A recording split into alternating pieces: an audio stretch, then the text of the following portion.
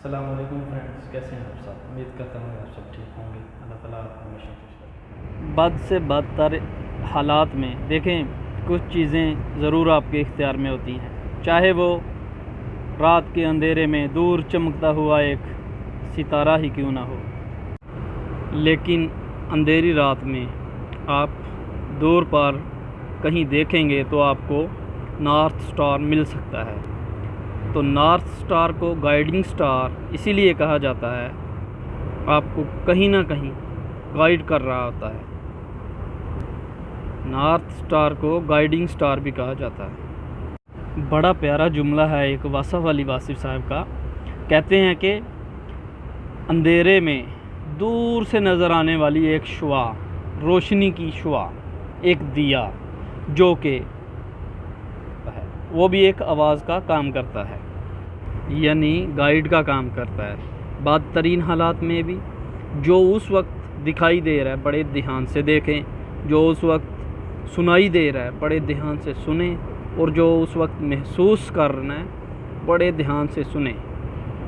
تو اس وقت بدترین حالات میں بھی سوسائٹی میں بہت کرائسز ہیں۔ دیکھیں اس وقت پوری سوسائٹی میں کرائسز بہت زیادہ ہیں۔ یہ کرائسز ہمیں سکھا رہے ہیں کہ اتنا مصروف رہنے کی ضرورت نہیں ہے، یہ سکھا رہے ہیں فیملی بڑی امپورٹنٹ ہے، اور یہ ہمیں سکھا رہا ہے کہ دنیا میں پلیوشن کم ہو رہی ہے اور سادہ رہ کر بھی جیا جا سکتا ہے۔ تو دنیا میں اس کرائسس کو، اس میسیج کو سمجھیں، اور یہ میسیج بھی بہت امپورٹنٹ ہے۔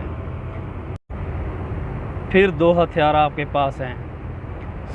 نمبر ایک صبر کا ہتھیار۔ آپ کو صبر کا مظاہرہ کرنا چاہیے۔ فرض کریں آپ کے پاس کوئی آیا ہے اور آپ کو دھمکا رہا ہے، آپ کو مار رہا ہے، آپ کو شوٹ کرنے کی کوشش کرتا ہے، اور کوئی آتا ہے اور آپ کو دھمکاتا ہے، تو اس کا آنسر آپ نہیں دیتے، آپ چپ رہتے ہیں، خاموشی اختیار کرتے ہیں۔ تو اس خاموشی کی وجہ سے آپ دیکھتے ہیں اور اس کو ہلکی سی مسکراہٹ دیتے ہیں جس میں طنز نہیں ہے، اور اس کے بعد آپ یہ کہتے ہیں کہ یہ دن بھی گزر جائے گا۔ ایک اور دن آیا، پھر اس نے ایسا ہی کیا، آپ نے پھر اسی طرح خاموشی اختیار کی، مسکرائے، اور آپ نے کہا یہ دن بھی گزر جائے گا۔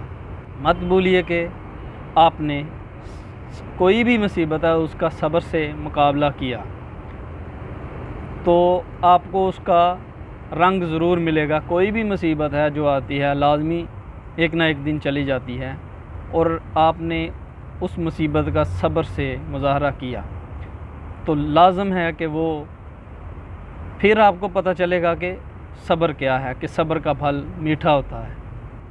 تو اپنی مصیبت کو تھکانے کے لیے صبر بہت ضروری ہے۔ اور تو تیسری چیز ہے دعا۔ دعا کا مطلب ہے کہ آپ اس چیز پر مکمل بھروسہ کرتے ہیں کہ جو ذات دکھتی نہیں ہے، اور پھر آپ دعا کرتے ہیں۔ جب آپ اس پر پورا یقین کرتے ہیں، پورا اعتماد کرتے ہیں کہ میرے رب نے میرے اوپر اپنا فضل اور کرم ضرور کرنا ہے، تو انشاءاللہ آپ کبھی بھی کسی بھی میدان میں ہار نہیں سکتے۔ جب آپ پیچھے مڑ کے دیکھتے ہیں تو آپ کو زندگی میں جلے ہوئے چراغ بہت نظر آتے ہیں جو کہ آپ نے نہیں جلائے تھے، لیکن وہ چراغ جو آپ نے نہیں جلائے تھے وہ آپ کے لیے آسانی کا باعث بنے، آپ کے لیے راحت کا باعث بنے، آپ کے لیے سہولت کا باعث بنے۔ تو یقین آ جاتا ہے کہ آپ کا جو ایمان ہے وہ اور مضبوط ہوتا ہے، اور آپ یقین کے ساتھ ایسا کر سکتے ہیں تو آپ زندگی میں کبھی بھی ناکام نہیں ہو سکتے، اور آپ کا یقین اور ایمان اور زیادہ مضبوط ہوتا ہے، اور پھر آپ بھی یہی کوشش کرتے ہیں کہ ابھی میں نے منزل کو طے کرنا ہے۔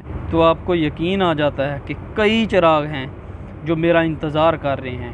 آئندہ اور مضبوط ہو جاتا ہے آپ کا یقین کہ آپ یہ سوچتے ہیں کہ ابھی میں نے بہت سے ذائقے ہیں جو کہ میں نے چکھنے ہیں، اور بہت سی مومنٹ کو انجوائے کرنا ہے، اور بہت سے ایسے لمحات ہیں جن کو میں مس کر رہا ہوں اور ان کو میں نے انجوائے کرنا ہے۔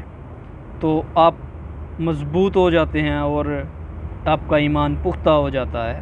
جو کئی خوشیاں ہیں جو میرا انتظار کر رہی ہیں، کئی منزلیں ہیں جو میں نے طے کرنی ہیں، تو ایسے حالات میں اپنے رب سے ہاتھ اٹھا کے، گڑ گڑا کے اور تڑپ کے ساتھ سجدے میں آدمی سچے دل سے دعا مانگتا ہے کہ یا اللہ اس مصیبت کو دور کر دے، تو انشاءاللہ حالات بہتر سے بہتر، انشاءاللہ بہتری کی طرف آنا شروع ہو جائیں گے، اور یہی ہمارا ایمان ہے۔ اور کبھی بھی کسی بھی مصیبت سے انسان کو گھبرانا نہیں چاہیے۔ اللہ تعالی ہم سب پر اپنا کرم اور فضل عطا کرے اور ہمیں ہر قسم کے حالات سے لڑنے کی طاقت عطا فرمائے اور ہر قسم کے حالات سے مقابلہ کرنے کا جذبہ پیدا فرمائے۔ اسی کے ساتھ ہمیں اجازت دیں۔ اللہ نگہبان۔